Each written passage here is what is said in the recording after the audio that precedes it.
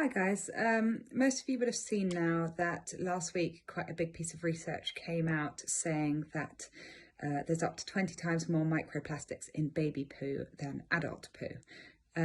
So this is a very, very sad statistic, and we wanted to find out more about it.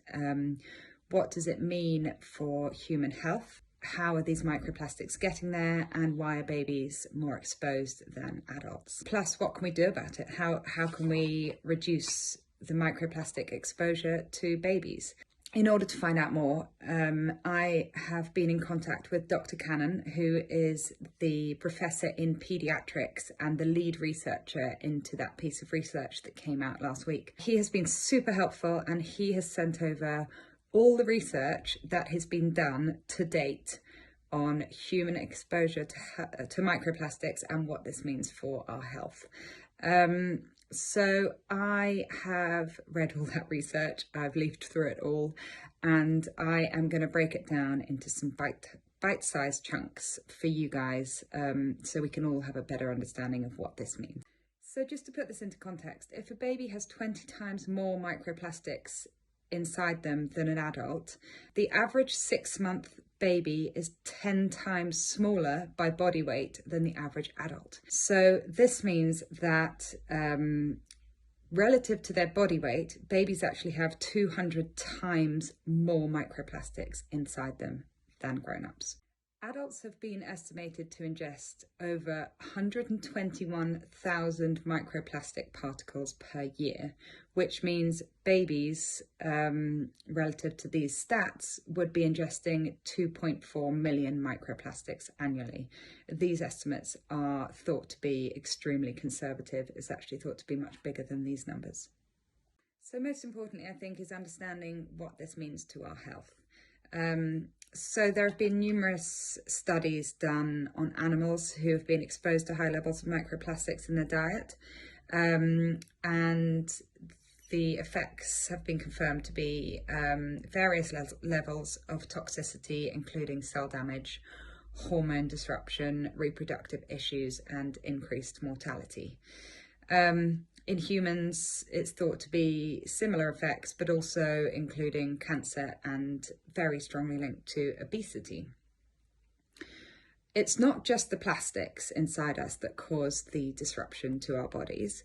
It's also the chemicals that are added to the plastics in the production process. So there are literally hundreds of chemicals that are added to plastics, most of which I can't actually pronounce because they're huge scientific chemical words, but they include some of the ones that you would have heard of, like BPA, phthalates, and flame retardants. So these are all released from the microplastics as the microplastics break down within our bodies. The microplastics collect mainly in our lungs through the air that we breathe, but also in our guts. So in the lungs, they are causing inflammation, respiratory illness, lung disease, and cancer. In our guts, they are causing all of those things, but once they're below a certain size, they can cross the blood-brain barrier, enter our placenta, and accumulate in our livers, kidneys, and brains.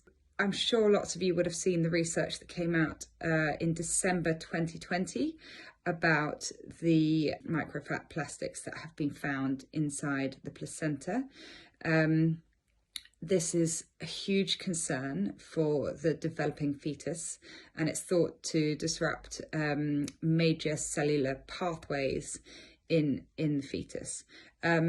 Much more research is urgently needed into these things, and scientists are working hard to look into what this means.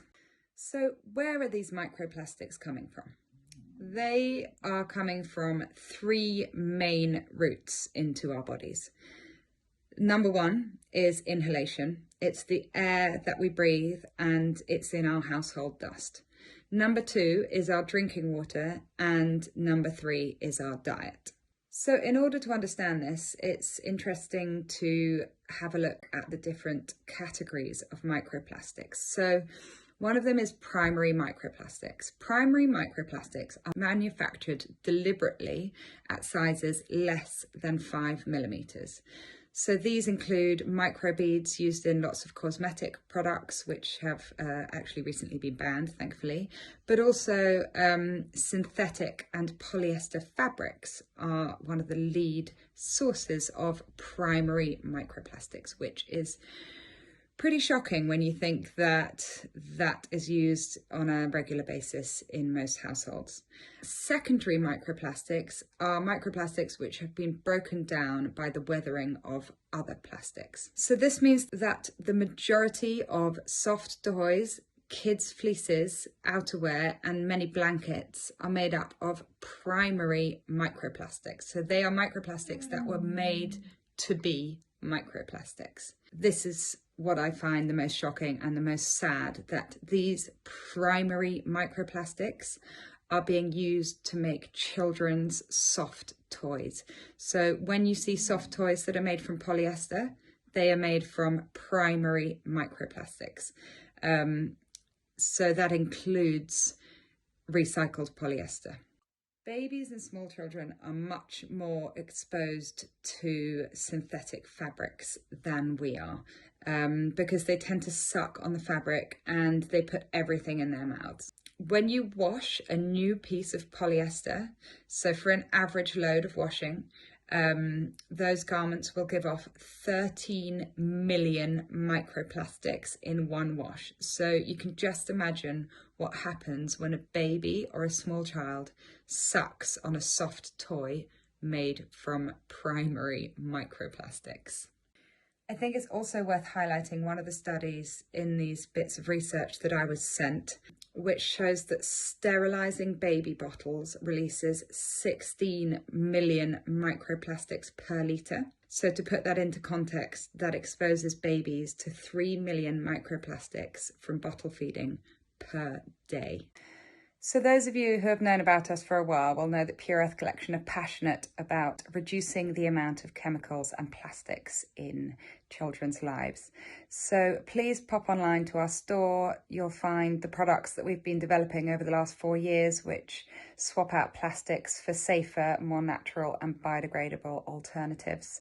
So I hope this video has been helpful in understanding the different effects of microplastics on human health, and also where they're coming from and what we can do to reduce our family's exposure.